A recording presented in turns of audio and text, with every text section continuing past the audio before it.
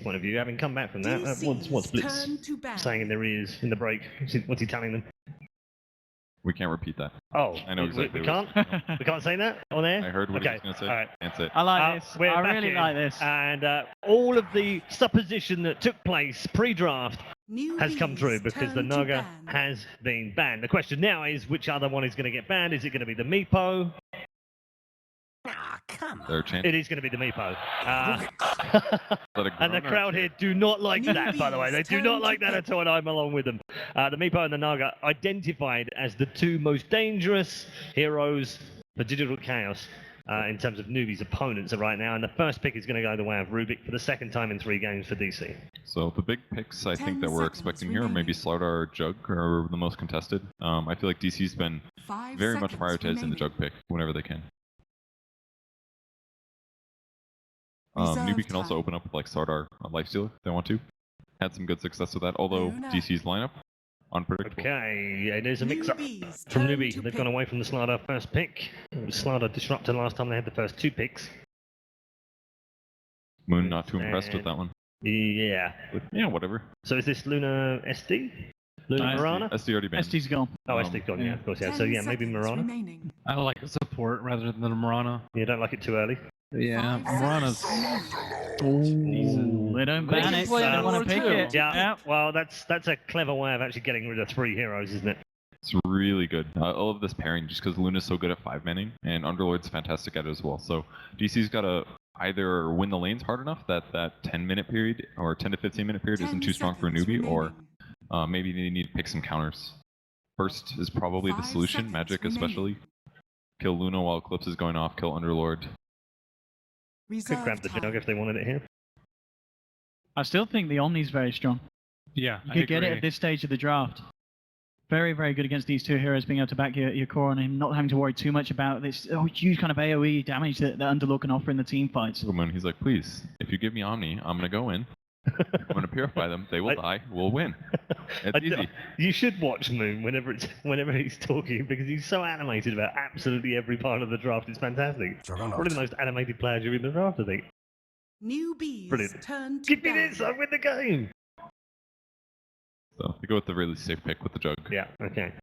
I think already this is probably indicating that they are going to try and again run this aggressive formation. They do it many times when they have at least 2 of the 3 heroes being the Juggernaut and the Rubik, starting on that off lane and contesting Luna's farm, which I reckon already it's most likely that DC will do that, considering how they played with these heroes before. Do you think they might go back for the LC as well to get a chance? I feel like it's more likely that they'll go Batrider versus Underlord, I feel. In one of the games of Underlord of this tournament, Batrider really made the hero look just not useful because it's very mobile. You can get around the Pit of Malice. He doesn't have very good disable. It's like good disable, but against highly mobile heroes, it's not the best. I feel like the DC's going to aim for this 1v1 matchup, which is maybe the reason they picked Jug there. Aim for a 1v1 Underlord versus something that beats it, and then try to win the tri-lane again like they did last game. I like the Batrider idea. I think it's also very good versus the Luna. Forces her to build way more defensively than you would normally. And then you can also consider maybe like Timbersaw. I think we haven't seen too much of recently, but I think he might do pretty well in the 1-on-1 matchup versus Underlord. Is that matchup good? I feel like it isn't because Underlord just gets a little mana and he just casts a spell. And he probably trades really well too, just because he has so much damage amp. I don't think... I feel like Underlord's good enough. The bat's gone. Alright, so 1v1 heroes left over. Darkseer is definitely an option. I'd say it's pretty good with Jug. I don't know if it beats Underlord, but I would say it's at least trades well. 10 seconds remaining. Seen Misery on the Pudge twice now. One good game, one not so good game. Remaining. Yeah, Pudge versus not these 2. Really great, is it? Hey, I don't like it that much. Reserve Not yet, at least.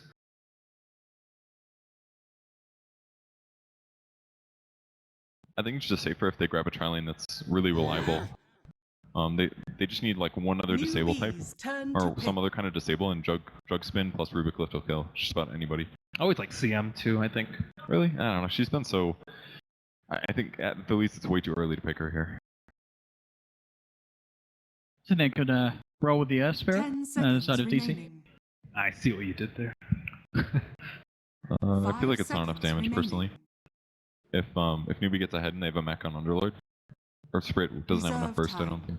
You can kick people out of the Dark Crypt, though, Perch. That's a super sick point. I haven't seen an Underlord actually escape with his ultimate. That's true. We've seen it. I mean, it's like, let's move across the map together and try to take another tower.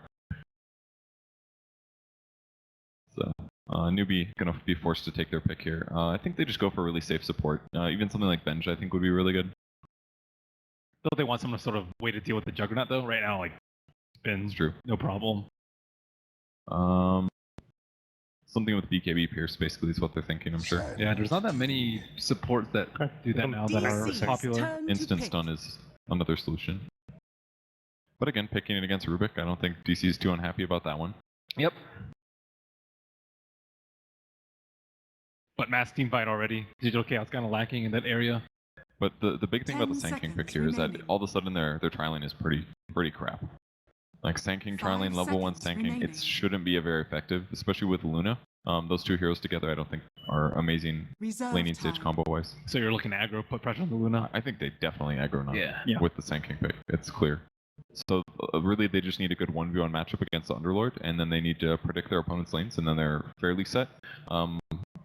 Who's last pick? Looks like Newbee will get the final pick in the game, which means that DC might have to go a little safe with their mid matchup because they won't necessarily know what their opponents have. Could they potentially throw an Undying into the trialing? I don't think they need to, personally. I wouldn't necessarily say it's amazing against Luna either. Yeah, it's a hero they like a lot, but it's more of like an aggro dual lane hero than it is a tri-lane aggro dual lane. Or aggro tri. I think they just grab something safe. It's a lot of magic damage. Not really sure what the solution is. Certainly taking the time here, buying right into the reserve. Pick up the slaughter, so could be slaughter. This could be the misery slaughter, couldn't it? But Certainly. very much so. Yeah. Yeah, absolutely could be. 100% pick rate in the grand final. All 3 games. 2 for Newbee, 1 for Digital Chaos. Gives them another really good disable option, and as long as Rubik's in range to lift somebody, they are super dead. So you're talking about 4 seconds of disable at level 1 plus like 400 some magic damage from Jug Spin. They have more than enough to win the tri-lane. Is there any way to ensure that the Luna doesn't get matched up against that lane? I mean, it all comes down to like smoking and TPing to lanes and putting wards down, I guess, right? Yeah. Or having a strong enough tri-lane that they're kind of dissuaded from doing that. I don't really see a support that can do that, though. I mean, for Triple C, when I say any kind of hero that screams out to you, I mean, OD yet again is still there. Something that was banned out towards the end of the draft last game, and something that did do very, very well in game 1. I feel like it doesn't really fit into their lineup right now. Maybe I'm wrong here, but I feel like Quap or something would be way better. Yeah, OD, I like OD that. Luna's like a lot of overlap in terms of late game potential, amount of farm that you need. The way the team fights work out as well, it would just feel weird with Underlord too, because you'd be banishing a guy, but then you would maybe it'd work. Yeah, Witch Doctor is just a safer way. So another tri-lane is decent. Witch Doctor, Sand King, Luna. It's good disables.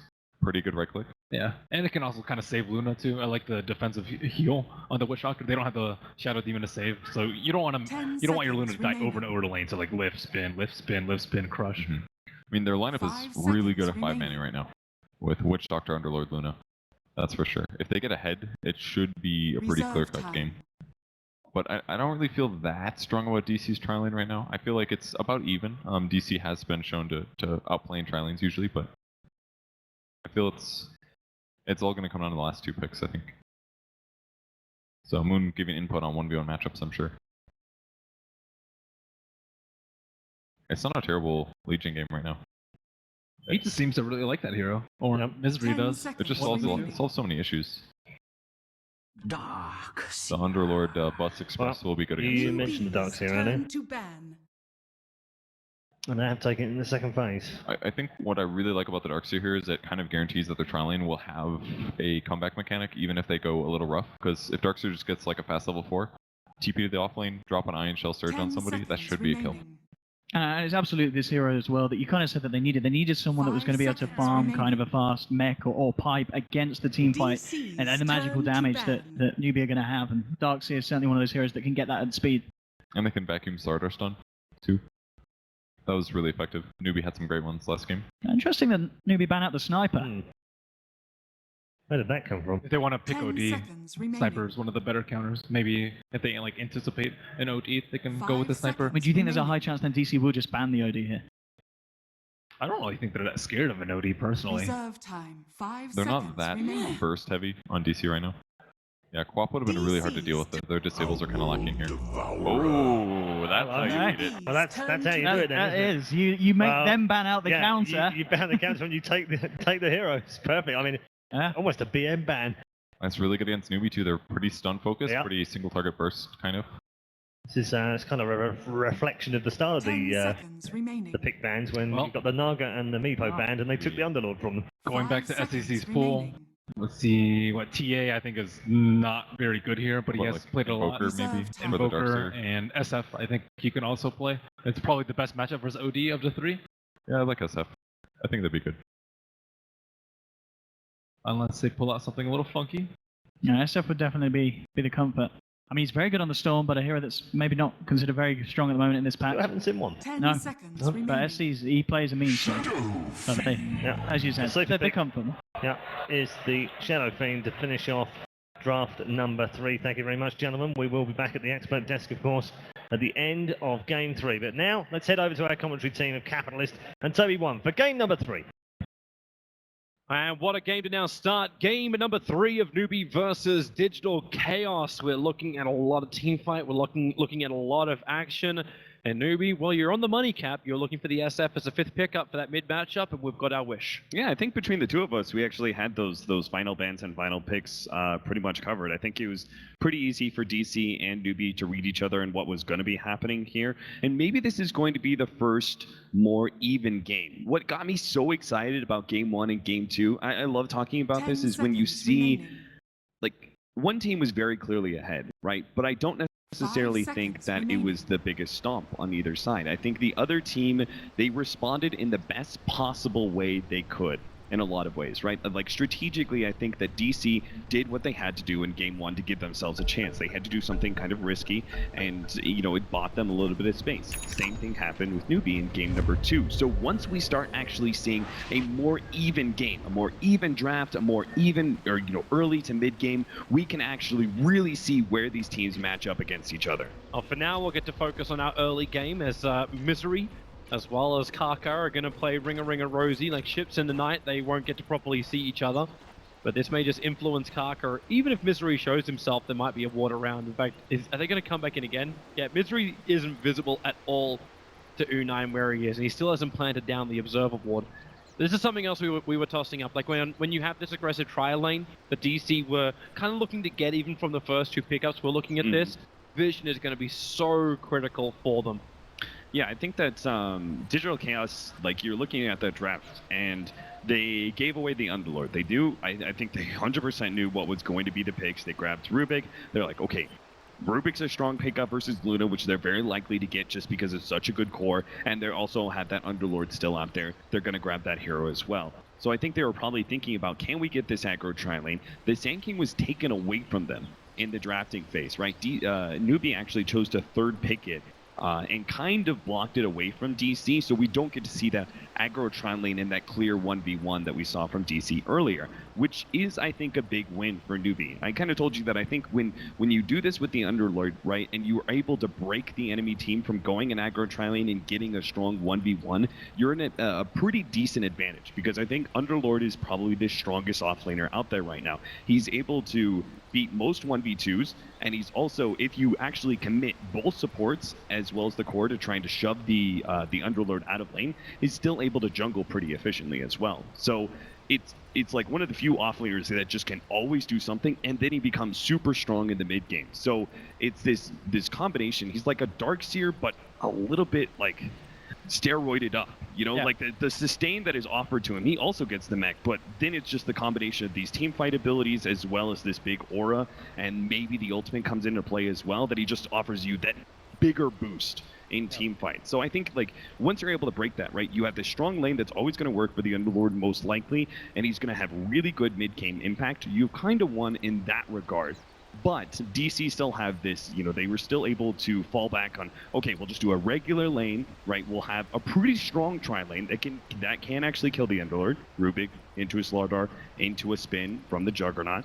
They'll also be able to have some good roaming power. The Rubik and Slardar are a powerful duo that can actually gank up the mid lane and keep the SF down. They could even potentially rotate up to the top lane, where we could have like Darkseer back away from his lane, preemptively set up ion shells, and who knows, maybe they can actually get some action there. Yep.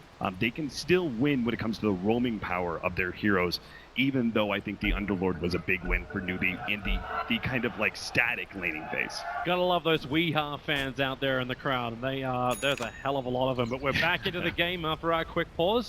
A couple of recorrects, and we are back up and running. So for now, even with the lane switch around, actually looks like DC are going to commit to this 2-1-2 style of having Moon up on the top, a rotating Misery, a mid Weeha, and then Resolution on the bottom lane with the Rubik. And Newbee, they got a bit of a glimpse with the maneuvering of the Slaughter, so they understand a little bit of how these lanes are going to function, but they're actually...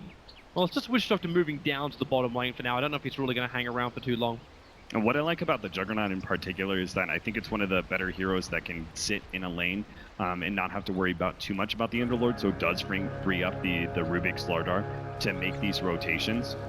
They are going to have to be very clean on the rotation up at that top lane, because Newbee kind of shored up their third pick Sand King with this really strong laner in the Witch Doctor. And Faith has had some amazing plays on the Witch Doctor. His paralyzing cats seem to always get max bounces. I don't know how he does it, but he just seems to do it every single time. We always count the Witch Doctor as the one hero who has two ultimates. One's the paralyzing cask and one's the Death Ward. And sometimes the paralyzing cask is more effective. Yeah, and so like even if the Sand King isn't the most effective laning hero in the beginning as a support, they still have Luna and Witch Doctor who are quite strong. So if they make that kind of aggressive rotation, they need to make sure it's quite clean as they make that initiation. I love this little maneuvering coming in from the Rubik. They've taken out that small little camp with the Sentry Ward.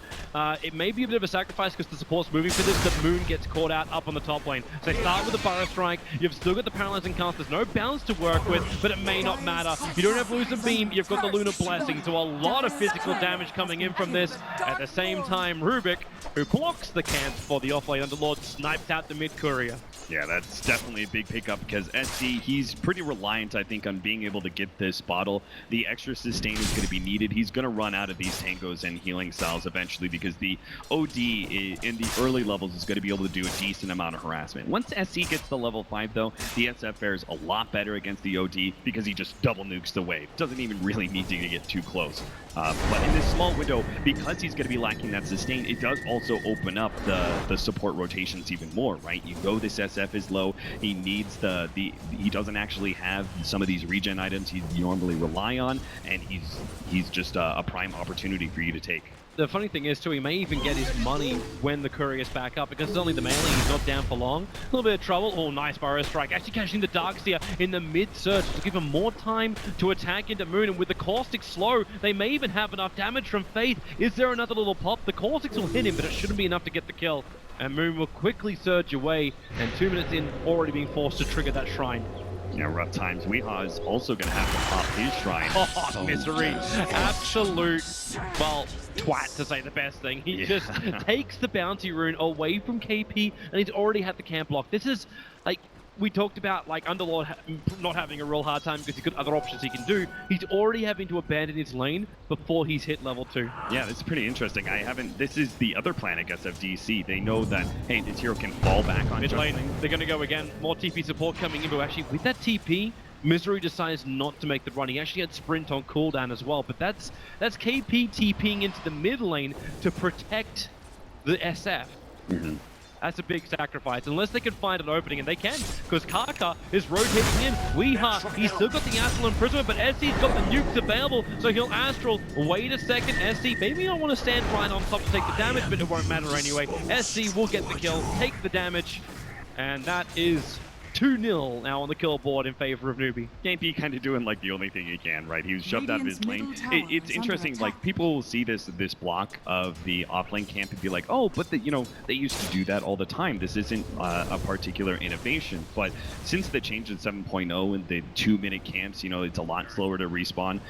People haven't really been focused on blocking camps very often. So this is something that DC have taken that like next step level of thought, right? It's like, oh, we can actually still block this. It'll keep the Underlord at bay since he is able to jungle. Radiant's He middle moves tower over to is the under other side attack. of the camp, but this still, again, opens up. If the Underlord is completely away from this off lane, he's away from his off lane neutral camps as well. It means the two supports are very much free to either stack and pull really efficiently, or they can go for that roaming that we've talked about a couple times. Well, I'm watching that roaming from Misery. He's up again at the 4-minute mark to take yet again another bounty rune from the bottom. So they're able to secure 3 out of the 4 bounty runes in favor of DC as Kaka hopes for an opening on Weeha. And we maybe, with the comfort of nighttime, Kaka can get close enough. But Misery has the better rune. He's got the action invis. Dire's bottom tower is under attack. This could be big. SF, though, is unlikely to be in too bad of a position with this level 5. Yeah, he's just normally just going to double nukes these waves. They're actually going to still try this Ion Shell play. They've got the invis for a little bit longer. With this invis, they could potentially close on one of these heroes. Radiant's top Doesn't look tower like it's going to is happen, under though. They head attack. back up to the top lane. Kanka's Yep. sitting, and he's Radiant's going to try and structures rotate are behind fortified. Leander and catch him. Slaughter's going to find him. In fact, Kaka starts taking damage from an Iron Shell. He might wonder what it's from. The Burrow Strike is forward. Now the Crush over on 2 supports coming in from the Rubik. He's got telekinesis as well. They get the quick loose and beam off, so at least it's a 1-for-1 trade-off. But it's U9 the Luna, found in no man's land, wanting to run away. Kaka, the Burrow Strike's available. He doesn't get 2. Misery wrapped around the back. He still keeps that body block going, as maybe the Rubik, does he have the distance? They don't have the move well available for now, but more TP supports coming in with a elusive beam from U9. He buys space for Kaka, but the TP Misery goes It's from too side long. to tower. No, it's too early. He Wow. actually cancelled his TP, and U9 is away. The Ion Shell just runs out a bit too late. They couldn't get enough damage onto U9. So then U9 no longer becomes a target. He turns and tries to get that crush, but U9 turned around and got the perfect time loosened beam. That bit of mini stun stopped Misery from being able to get off the slithering crush that would have probably killed Kaka's Sand King. Man, huge plays from Newbee. We know they love to dive. We saw it earlier today when they dive into the tier 1 tower of the Radiant side safe lane. But they do it once again as a team. KP is beginning to recover, level 4, as his Underlord, Moonmeander, has been able to achieve a bit more. He's about to pick up his level 6 as the Darkseer, and he'll have a quicker progression into his mech as well. The mid lane matchup does seem to be going pretty well for SC. He's 34-9 compared to the 29-6 of the OD, but he still has to fear. I think he's reached the right time to start abandoning the lane and play jungle more.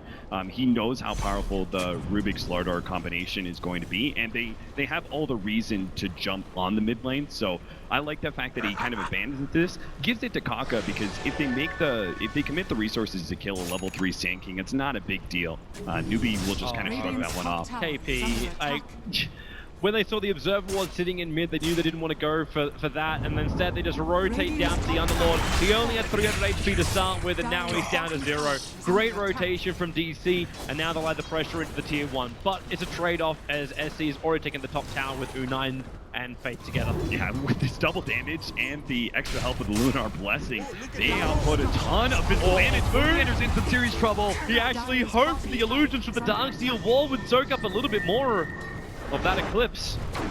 Not enough, and now Newbee, they can actually keep up the pressure, as this tier 1 tower of theirs in the off lane is going to be lost, but they'll get a lot of chip on this tier 2 before DC can rotate. Misery should be very thankful he didn't get hit by any more of that Firestorm. Managed to back out on very low life from the bot lane. Resolution fortunately has the necessary sustain because of the healing ward to be able to deal with any harassment that KP can put out. So again, DC can just leave Resolution in this bottom lane. It's a dead scenario, right? Because Newbee can't rotate their supports. That's the thing about their supports, is they're kind of bad at making these rotations. Kanka had some successful rotations early, but I think it was in part because he snowballed off the 2 kills on Moonmeander. He was able to get fast boots and almost had fast Tranquil boots. Those were a bit delayed though. And because of that movement speed advantage, his Sand King looked a lot better, but ultimately they're not heroes that are going to be able to gank a Juggernaut, right? No ward for you, Witch Doctor. OD comes and denies it in the mid. Also look at the quick fire of Wee. We know Wee's already been giving us the Vanguard Maelstrom build on the Invoker, but he's actually looking at one of the newly changed items, which is Rod of Atos. Ring around the rosy, Faith. He's trying to juke. He's got the ultimate. It's not going to happen. On the side, Space. Oh, it is! Bounce down the last one to the SK. SK's neighborhood. Resolution. Doesn't want to get in too deep here, but there's 5 heroes from Digital Chaos under this tier 1 tower. They're pushing back. They know the Eclipse is still on cooldown, so I think DC were trying to take advantage of that. Make a rotation, get a pick, and then they can easily take this mid-tier 1 tower. But unfortunately, looks like SC's nukes are enough to push DC back. That's actually so big for New because they still had U9 as well as KP on the sidelines getting experience and farm. For a 5-man committal and you don't get a kill and you don't get a tower. And we almost have that Helmet Dominator for U9, so he'll be able to have that extra presence around the map. Newbee making very aggressive rotation with the setup. I love how active they're playing him. They're just not just parking him in the mid lane. They're coming for Wee. SC, all he needs is that Burrow Strike to connect, and then the Razors will do the work. Hits once, then actually maybe with the one charges and the saving of the infused raindrops. He'll defensive imprison, but SC will see it. He's in range for the short range raise. Oh, too early! They'll still hit him in the trees. The committal of the death ward from Face just to make sure. But maybe Misery in through the rear. They don't have the shrine to trigger. We're seeing this build all the time. OD, I think Queen of Pain is another hero that really benefits from it. Having the strength treads and then being able to pick up an infused raindrop as well as a magic wand makes these heroes that are normally looked at as pretty squishy a little bit unnaturally tanky. And we saw that from that reaction. They definitely thought, oh, this is going to be an easy kill on the OD, but he almost got away. Almost, but almost wasn't enough. Newbee is still happy with that kill, and they're going to add that pressure now down to bottom lane. Just pushing it around, and Misery understands he has to slither himself away. This is not a fight he is wanting to take. I think this is fine for DC, though. As long as they can get something in return. For now, the tier 1 tower mid lane hasn't taken that much damage. Fortification will buy some space and time for them to get that push going. What they're setting up is DC are making these rotations from the supports. They know Newbee are going to take this tower and then try and TP rotate to save their mid-tier 1. But if they do that, they're going to be very much exposed because DC are just going to wrap real quickly, kill the first hero that TP's in. So Newbee... Oh, they're TPing in. About that. They're coming in with the help of the Pit Lord and back to the tier 2 tower. It's still the fact that they couldn't TP onto the tier 1, right? Because they knew DC was preemptively set up, so they had to TP onto the tier 2, so it was the same result. Yep. There's still a tower for a tower and a lot of space for U9. Yeah, I mean, I think it's space for U9, but I still feel like that's a better situation for DC just because I put more value in the mid-tier 1 over safety towers in general. SC's got his first initiation item, so he's got the Shadow Blade flying out in the Curious. There's only 11 minutes in, a very high net worth Shadow Fiend. Now with the ability to close distance and a very quick smoke as well from Newbee, they want to try and capitalize on this new item timing. And they may get the opportunity.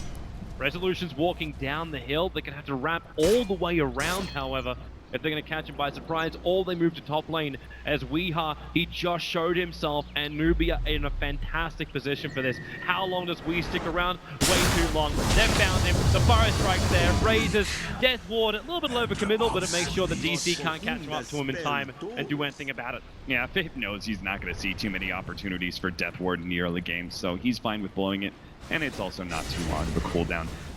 Kanka, connecting with these ganks are pretty important for him because even if it's just the assist gold, he needs to start progressing towards that Blink Dagger. They don't have a hard form of initiation. That's the one thing about Underlord, is that because you're picking up this heavy sustain hero as an offlane, you need to make up for the initiation from your core. Omni Slash, it bounced back into the creeps!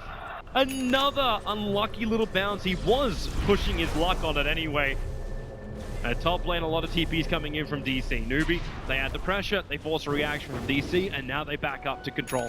It's really remarkable how similar these lineups are, right? You have, in the mid lane, 2 scaling mids that are a little bit more glass cannon style for both DC and Newbee. Their offlaners, they both chose to pick up like more of the sustain, the early mech option, rather than an initiator, which means they had to make up for that by picking up 4 positions that get the initiation for them. Misery is much closer to his Blink Dagger, though. He is actually going to have his Blink well before the Sand King will, who's only sitting at 1,000 gold. Misery just just needs another 350 to be able to complete his Blink Dagger. They can start getting some really nice initiation, because his initiation won't have the same effect as having, say, carrying a Lifestealer or something, but he will have Ion Shell.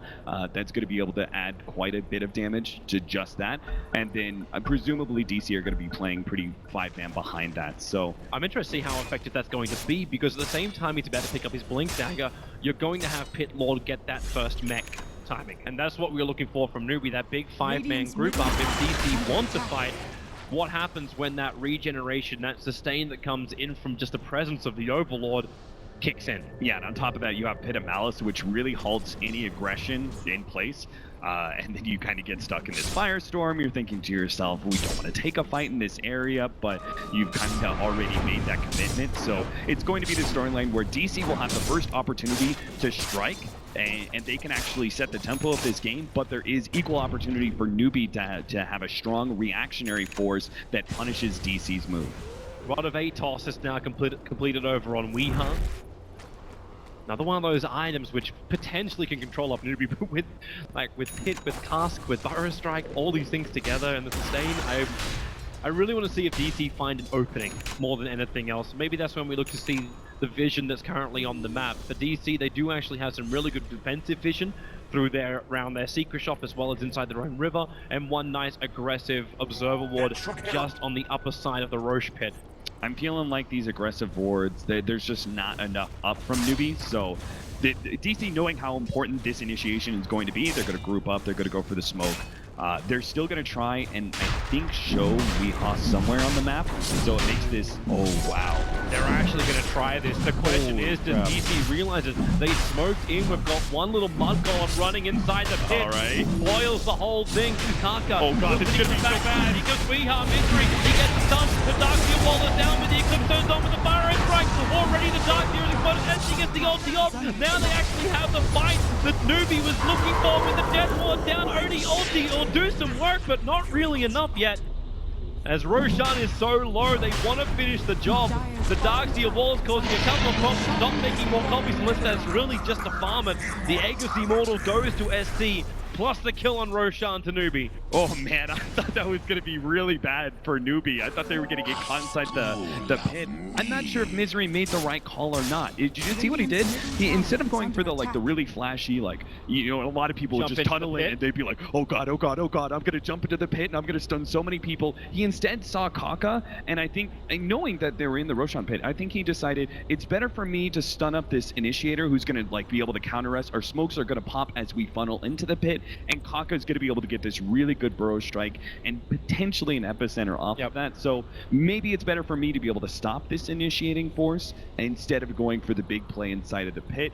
Obviously, the fight did not go well for DC, but I have no way of knowing, right? If maybe it was a good call and it was just a bad fight in general. Maybe he jumps in and that's exactly what happens. A 2 or 3 man burrow strike comes out from Kaka. There was 2 people that made the same call, because Suxa was right on the same time. So the second that crush hit, the telekinesis connected, so they didn't actually get their full duration control on the SK. That's why you could quickly follow up into that burrow strike, and you're like, okay, well, you crushed this target, but then he's already back in and controlling up the team fight. Yeah, who knows? Maybe if Misery lets Soxa be able to control the Sand King instead, telekinesis in, throws him away from the team, and then the rest of them funnel into the pit. Maybe that's a huge win for DC, and he just immediately take control of the game and keep Newbee on the back foot, because Newbee do want to start taking control somewhat. They've got this Luna strategy that can bully down towers so quickly. That is the one main difference, I think, between, I said DC's and Newbee's drafts are remarkably similar. I think the biggest difference is you have this sustain and kind of dead lane hero in the Juggernaut who's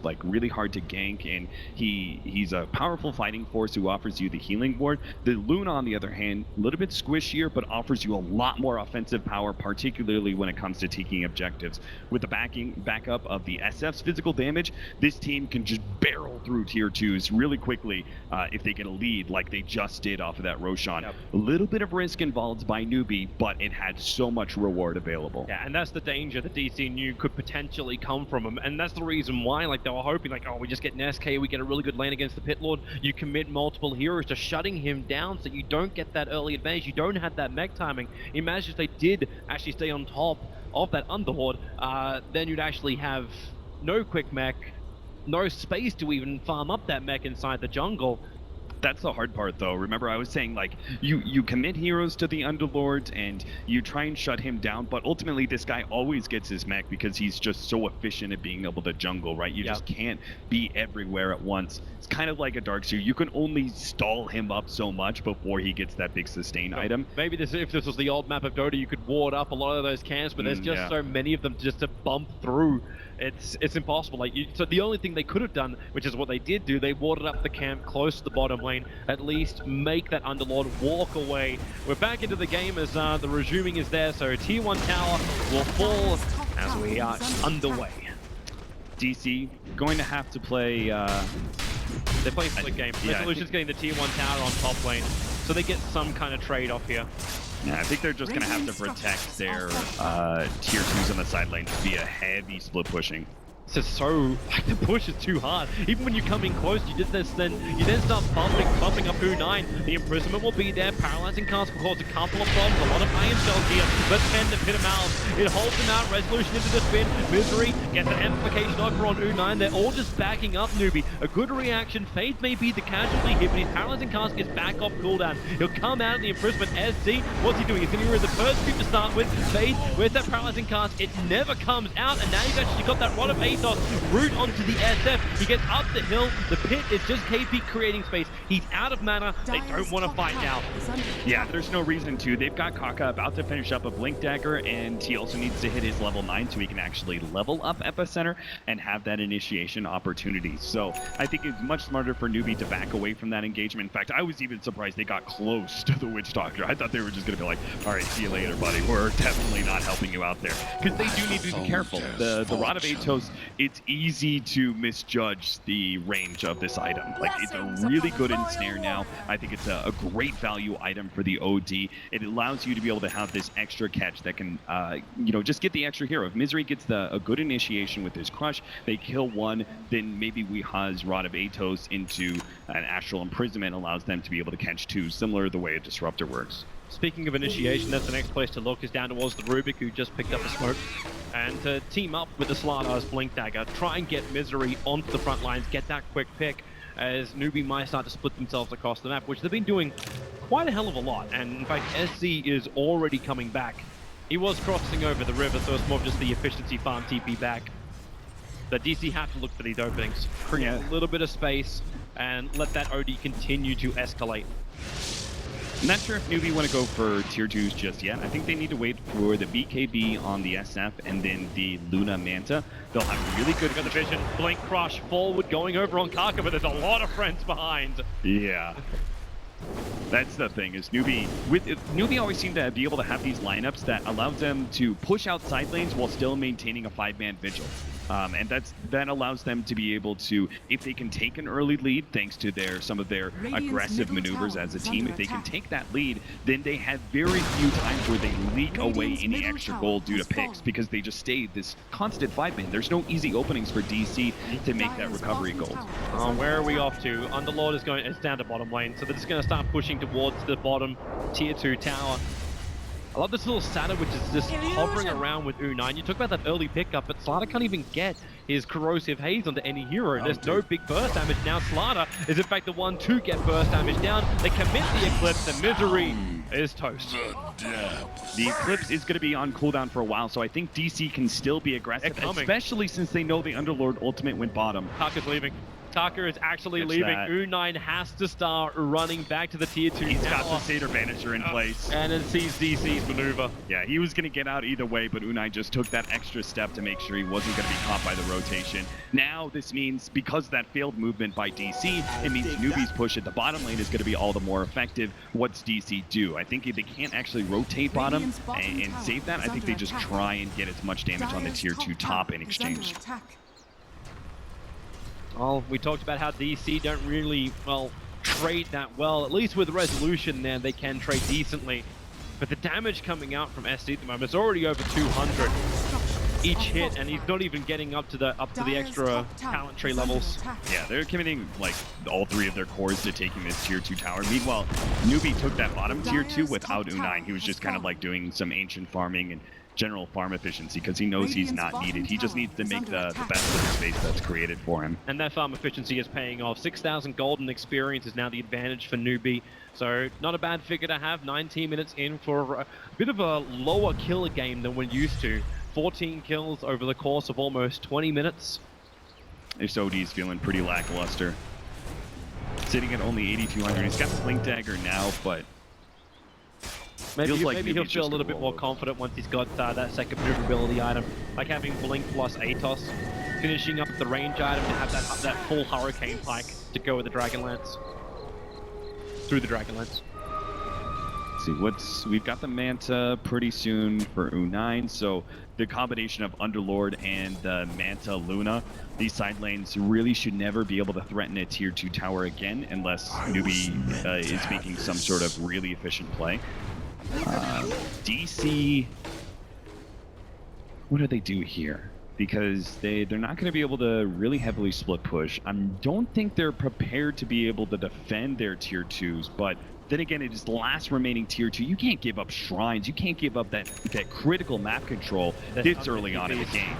They're starting their TPs, but Newbee are all in position to fight this. They've got Nalful behind him. The damage aura is just beautiful.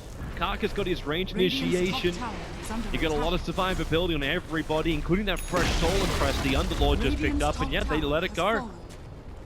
Resolution adds a little bit of pressure to bottom lane, but unlike last game, he doesn't push very quickly. I think they were hoping Newbee would just make a mistake in their positioning, but DC didn't see one, so they were like, okay, we have to give up this fight, which means we have to give up shrines.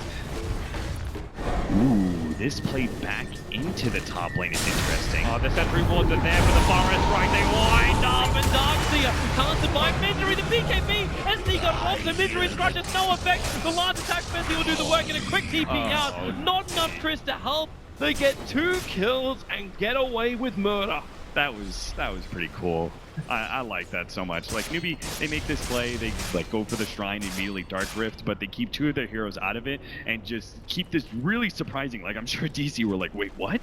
Where the 2 heroes are still in the top lane. They make the free gank in, manage to pick up the Darkseer as well as the Slardar and still get out because of this BKB. And you can see the reaction time. He's sitting there with a sentry ward. Yes, we're still 2 minutes away from daytime, so the vision was very, very tight. But still, Digital Chaos losing heroes like this now gives Newbee even more map control. DC, well, that's Moon TPing out to the shrine right behind KP. Yeah, he wants to stop this bottom lane push, and they want to maintain control of their jungle. They can't give up the shrine. Like I was saying, like they can't give up tier 2 because it just means the shrines start disappearing. Moon, they found Faith. He's more of a sacrifice than anything else. Faith trying to get that Maledict off in any kind of follow-up, and yeah, that ain't happening. And in fact, all he did is actually give it over to the Rubik. I think DC have to be very precise with their movement. Can't afford any pickoffs or anything like that, and they have to always be able to read what Newbee's plan is in order to keep this bottom shrine up. Like, in some ways, it's inevitability that they're going to make that mistake, or Newbee are just going to be able to outposition them, get some sort of smoke gank, and then turn that into an advantage that promises that tier 2's destruction. But it's such a critical point of map control in a lineup that DC is still, they're not ready to fight, and they're also not ready to just sit in their base and let gold trickle into them. They need to be able to farm, but Newbee is very rapidly looking like they're going to push in all of the lanes constantly. They're going to be able to farm to their heart's delights, take Roshan, whatever they need to. It's beginning to look like the way DC was controlling Game 2, actually, with that Naga Siren. Roshan is actually where Newbee's looking now. I've watched this Alpha Wolf, which is currently sitting inside the pit, trade owners 3 times. It started on the Luna, then Resolution got hold of it, and then it went back over to the Luna. Is currently scouting for Newbee. The battle of the Doms. Newbee looking in a very, very good position if DC want to fight this, and everyone, like it's all 10 players hovering around this mid lane. I'm not sure if they have enough of this team fight power. Like they have to get a really good blink vacuum into a blink crush, The wall sent down. Weehawk gets a couple of right clicks in and maybe drops his Sanity's Eclipse. Well, we'll find if they can get the positioning. It's Newbee who are the ones to smoke up to start with. They're going to wrap around, and they found their target. It's Resolution, it's a big one, but he gets away. Under the cover of spin from Tarka. Oh, there it is! They jump in, but SC's winding up the ulti, and just instantly hits back. And Odie has to defensively imprison. It's the only way to save up himself, but now it's still not enough. Face with the Death Sword. It doesn't work. The Omni Flash, however, finally Resolution gets some damage out. The paralyzing cast negated by the spin, but Moon trapped in the tree line, trying to get away, but the Burrow Strike. Karka puts himself actually almost trapped. There's a small path to freedom, allowing now Moon to run away, and again Karka missing the blink. He doesn't get down to Moon. That could have actually been a lot more of a catastrophe for DC. Oh, I mean, DC, they hit like that perfect kind of initiation. Moon Meander saw the opening. Despite the fact that the Juggernaut had been forced away, he said, this is a good shot. We need to be able to try and fight around this shrine. He goes for this beautiful vacuum into the crush, into the OD ultimate being dropped. But ultimately, the sustain of the Underlord does make a big difference. He pops the heal. None of these heroes are low enough for them to be able to quickly kill. Like the Luna's able to freely get off this big Eclipse. It keeps most of DC at bay. And same thing with SC, like the second that damage reduction kicked in, you're like, oh, what's DC gonna do now? Yeah. Like you had nothing to do, and the only thing they really had was the Juggernaut battling and the heroes so far away, like the corrosive haze on them, that they had enough damage to get through them. Careful, Resolution. They try to trade owners again, and now, well, it's actually the Rubik. Oh, that's a BKB used. Yeah, maybe not the greatest thing in the world, but probably still needs Roshan for free though. unless they want to have a crack at it. I think DC didn't have vision of the BKB being used.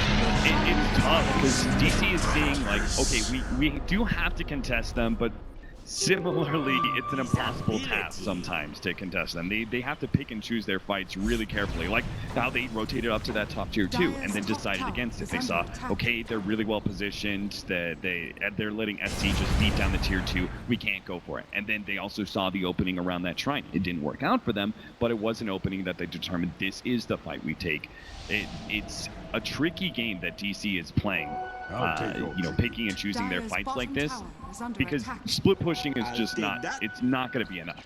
You know, they can't just play a split push game and be happy with that. The power of the Underlord allows you to be able to quickly 5-man into objectives and then still back up as a team. Because even if like DC try and force an engagement defending, you just pop your ultimate, go to that side lane that's being pushed in, and you've got some free chip damage at least.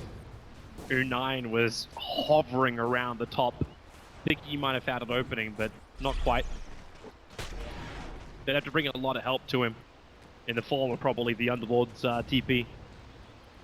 No, it's funny, the last time that DC faced up against this Underlord, it was kind of a similar scenario. They did everything they could to be able to counter this hero, but then we saw, like they had this fight around the mid-tier 1 tower, that the Underlord was still so good that even though they got a really good initiation and everything, the Underlord made such a big difference in the team fights. And they even picked up certain heroes similar. I think they had both an Ursa and an OD, heroes that are able to provide extra sources of damage that are not reduced by the atrophy aura. You know, OD is able to obviously do a lot with his arcane orbs, and then Ursa had his fury swipes. Good ways around it, but they still need to survive long enough to actually get the damage off in a fight. And the Underlord is still only one piece of this very large puzzle that Newbee is. So DC, for now they're keeping the status quo. For now they're just staying on their side of the river, keeping the farm up, and they're waiting for Newbee to make the big play. But Newbee is starting to pull in more items. So you had that butterfly, which just got picked up over on the SF. Wow. Just ahead of Misery. He's still going to get hit. The spin up. The SK is going to hit the ground in a second. With the spin, they push it down a little bit further forward with the 4-star. And it's just retreat now for DC if they can. The Burrow Strike again. Karka goes in, loses the beam, defensive imprisonment. This guy's going to wait the time down. KP trying to catch the back line. SK will Burrow Strike up, but the attack from the SF still follows the through. Down the other side. They group up the back. The wall is good, but where's the damage? SC rips the ulti out, turns his attention over towards Weeha. It's a double kill for SC. They're starting to farm up the illusions in the wall. It's also time to move to the mid lane. A slight misread there. I think KP was a bit out of position. Resolution thought maybe I can actually just Omni Slash this hero and then spin as I kill him. I spin and run back and I'll just be able to get away. But unfortunately, the rest of Newbee were able to get there in time. All of a sudden, it's Omni Slash. Pounces go deeper and deeper into Newbee's team, and that just kind of forced Moon Meander and make an initiation. But The difficult hold. OD detaching with his buyback. He was the only person. Now she's Juggernaut enough money to get the buyback. They jump forward. SD tried to stand his ground. Remember, he's got the Aegis, the BKB from Moon 9 triggers, and with a tower down, the Glaze will start to bounce. There's going to be a lot of damage going through the line of DC, especially when Kaka gets the Burrow Strike. Weeha is a die back for him. You can say goodbye to Rubik. This SF is going beyond godlike to claim the mid racks. And now with all the tier 2 towers down, you know what they're going to do? They're going to destroy it and actually get the GG call out from DC. Very efficient, very crisp from Newbee. I think DC learns a pretty important lesson. Last time they faced up against the Underlord, they got a 1v1 scenario, and they had some pretty good heroes to be able to deal with it. It almost won out in that game. In a certain team fights, it looked pretty good, but ultimately DC did win the game. They felt comfortable. They're like, oh, we can beat an Underlord. Yep. Underlord was a really big factor here. The rest of Newbee also played really well.